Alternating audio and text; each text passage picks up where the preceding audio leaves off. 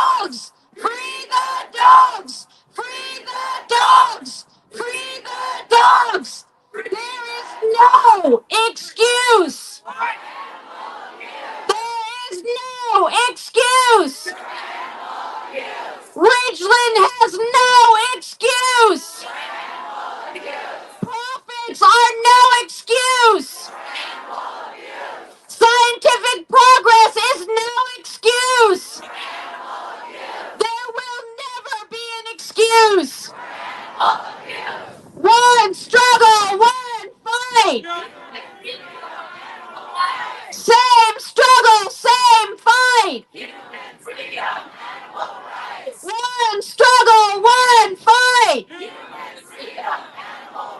Same struggle, same fight. It's their bodies, their freedom, their puppies, their lives. Free the Beagles! Free the Beagles! Free the Beagles! Free the Beagles! Free the Beagles! Free the Beagles! Free the Beagles! Free the Beagles! Free the Beagles! Free the Beagles! One struggle, one fight! Same struggle, same fight! Don't believe Ridgeland's lies! Don't believe Ridgeland's lies! Don't believe Ridgeland's lies! Don't believe Ridgeland's lies! Don't believe Ridgeland's lies! Free the Beagles! Free the Beagles! Free the Beagles! Free the Beagles! Free the Beagles! Free the Beagles! Free the Beagles! Free the Beagles! Free the Beagles! Don't believe Ridgeland's lies! Don't believe Ridgeland's lies! Don't believe Ridgeland's lies! There's no excuse!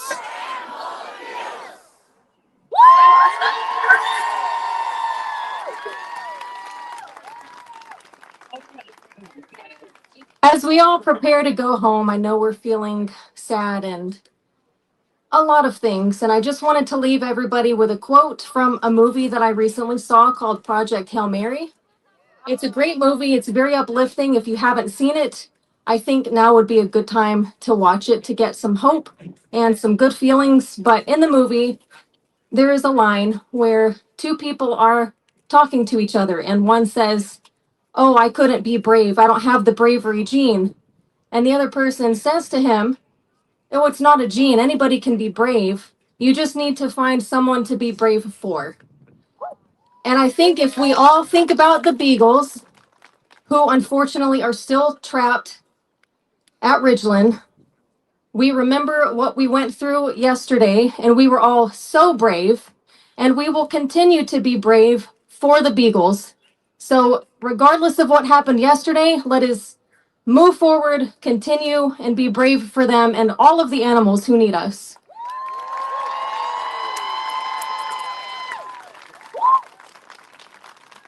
Yeah, that was Sarah. I don't know if y'all know, she was in the ER yesterday getting her hand patched up after she got broken by some bullets. So we're going to wrap up here and move over to the next place, which is the Best Western Park Hotel, which is like a very short walk from here.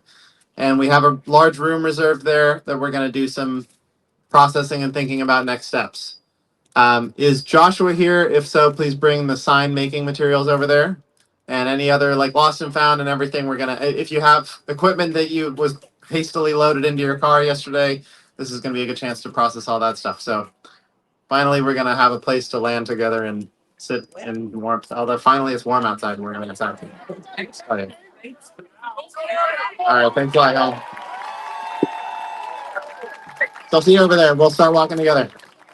Okay, well, this has been an extraordinary day. Oh, we have the whistleblower, so maybe we'll get to the whistleblower. Hey, how you doing, Scotty? What are your thoughts as we wrap this whole saga up that you're at the center of, from being the whistleblower who blew the whistle that got the special prosecutor that led to this day? You know, despite us not being able to rescue any beagles yesterday, I'm feeling very empowered with all these people coming out, and I just think it's a matter of time until Ridglan is shut down. So I'm feeling very good. All right. And is Tiffany's there right Yeah, behind you? I'm here. I'm here. Tiffany, I would like to hear your final thoughts because we're going to be wrapping up our coverage for today. Maybe Scotty can hold the camera and you can give your final thoughts. You've been a big part of this.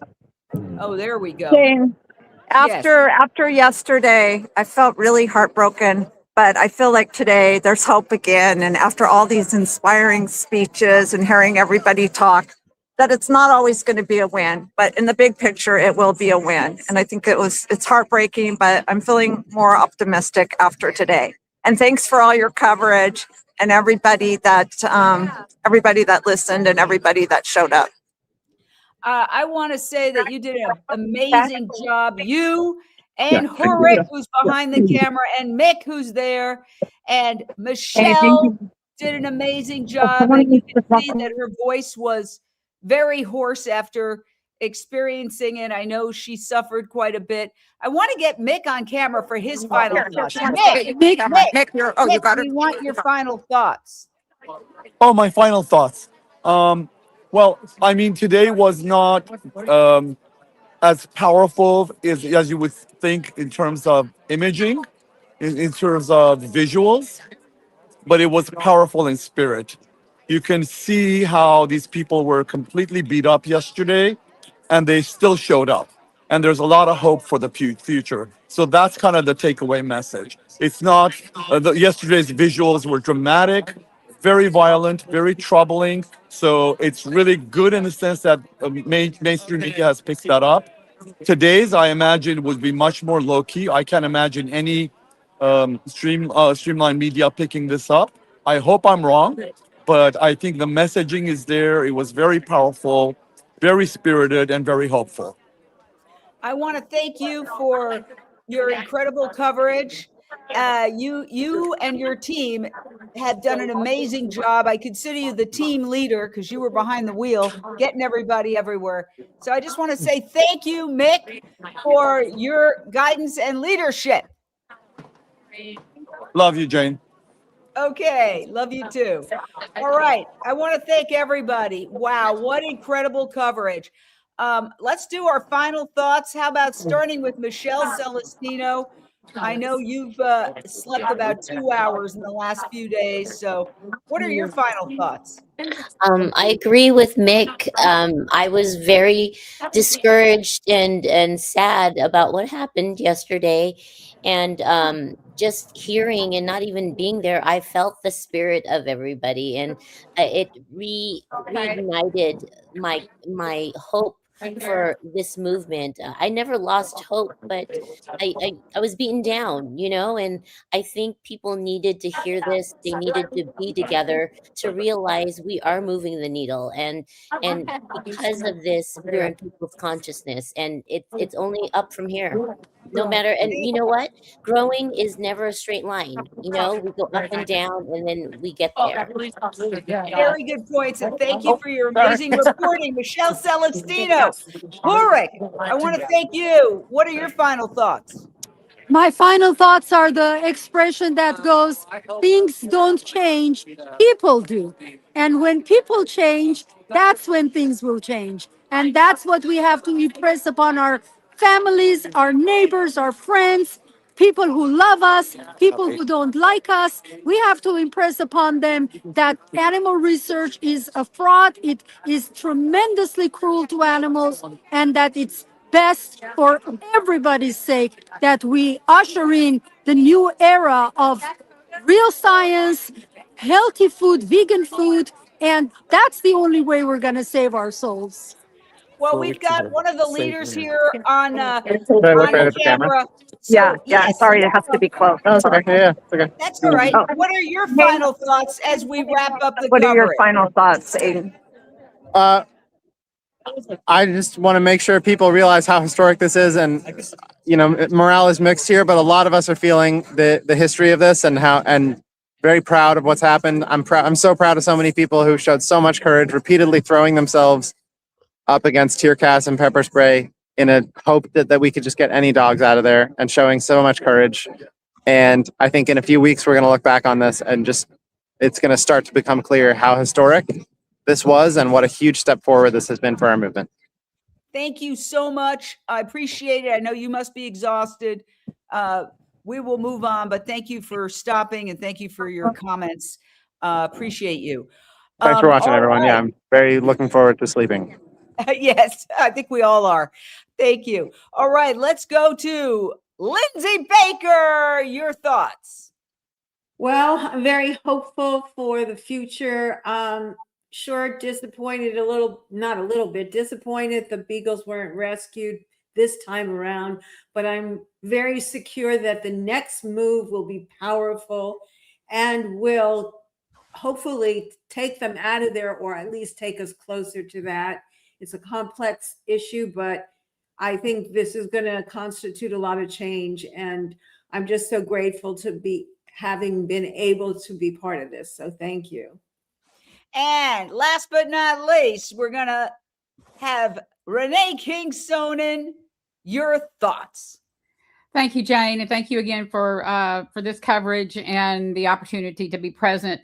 You know, I'm always reminded of the quote, when we change the way we look at things, the things we look at change. And I'll never forget the day. It was November 1st, 2014, the day after I went vegan on a Texas cattle ranch.